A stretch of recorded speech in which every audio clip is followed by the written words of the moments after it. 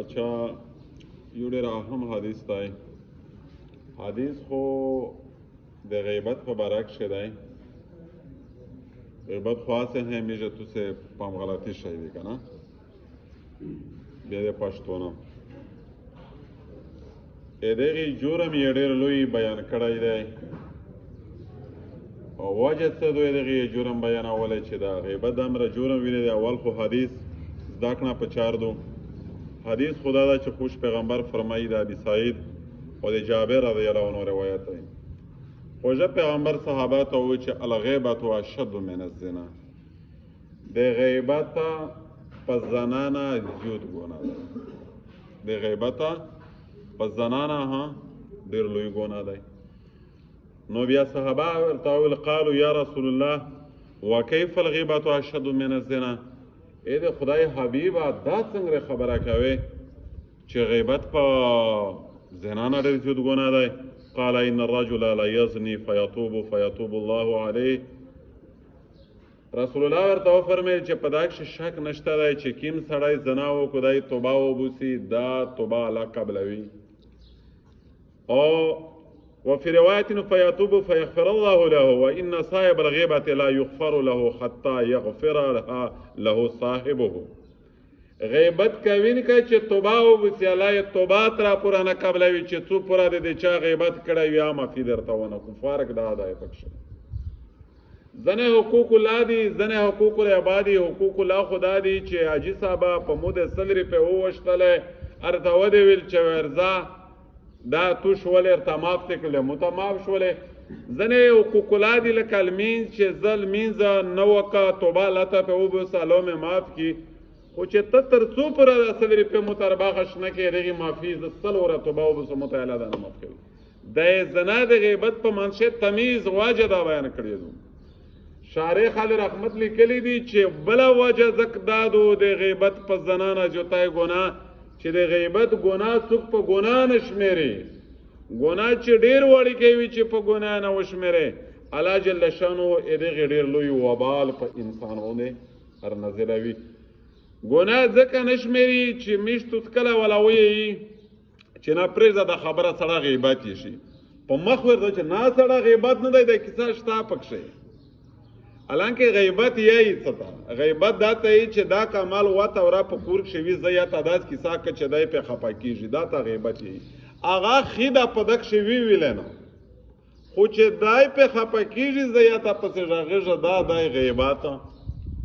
که چیرې د داس کیسه پسې وکړه چې په ده غریب کښې لوړه وانه د غاستې پرې وتاپل دا بهتان دی. بهتان خو چې کله وکې د قاضي عدالت وي باقاعده FIR در باندې کټ کېږي وخت شریعت مطابق و سازو در کوي وایي ټکوي و دی چې تو خو یو بلیم ولګوه چې په د انسان کښې ونه. او بله خبره ده چې دنیا کښې میشته تعلیمات د مینه د محبت دي. الشداء على الكفار رحماء بينهم تراهم ركعا سجدا يبتغون فضلا من الله ورضوانا. مسلمان شان خدا دی چې مینه دا سره وکړو محبت ته سره وکړو رکوع سجدو کوي او زه تو غیبت پله پسې کی. قرآن فیصله کړې ده د غیبت په باره کښې ایحب احدکم ان یاکل لحم اخیه میته فکرهتموه. قرآن یې چې غیبت ته چا کوي خپل مړه ورور غوښې خورې. ته چې کیم یې دا خبره نه خوښه وي چې زه د خپل مړه ورور غوښه وخورم بیا د الله شود کا په شودي په دا خو سوچ درته وکړه چې زه غیبت که دا زه ګویا د خپل مړه ورور غوښه خورم نو کم از کم موته خو د دغې بد عمل نه په دې باندې موته مخړول په چار دی دغې بد عمل موته پرېښول په چار دی. او میشتوس خو خصوصا په پښتونه کښې دا یو ډېر بد عمل دی بد عادت دی چې یې چې تا چې جامه وکړي جامه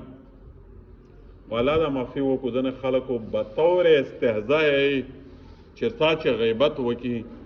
دا دمره د جرم ټکي دي که نه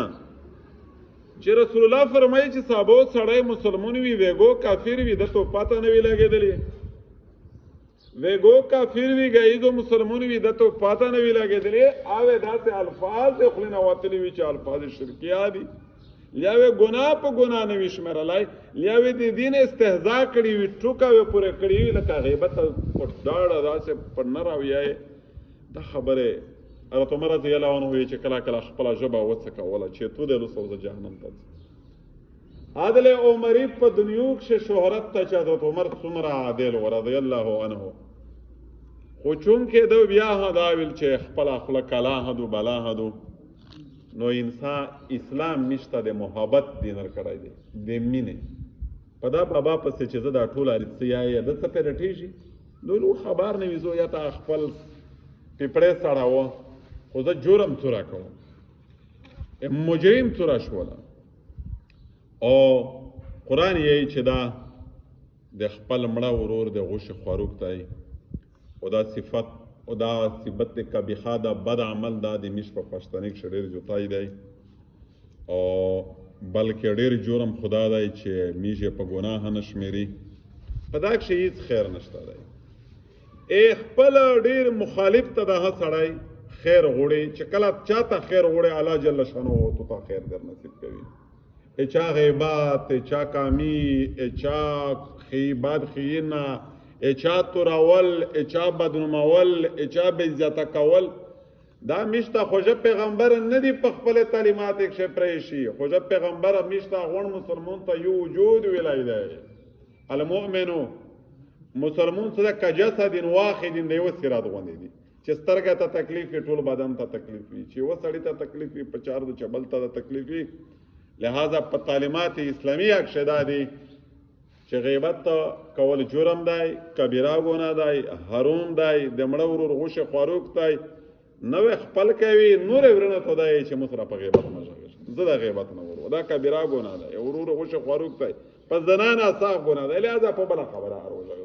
بیا چې بینه می کې چې را پلون کای سره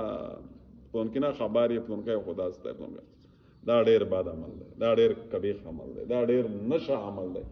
نو ان شاء الله میشتو سو دا په غلطۍ پرېږدي اول ځان بیا تو سه ځکه دا څه کې تو بیانوي دا نه څوک ډېر کم خلکو دا سوي چې پوک وي ځنه خپل عمل پکې تو سه ته هدا عمل کوشش کول پچا دی سبحانك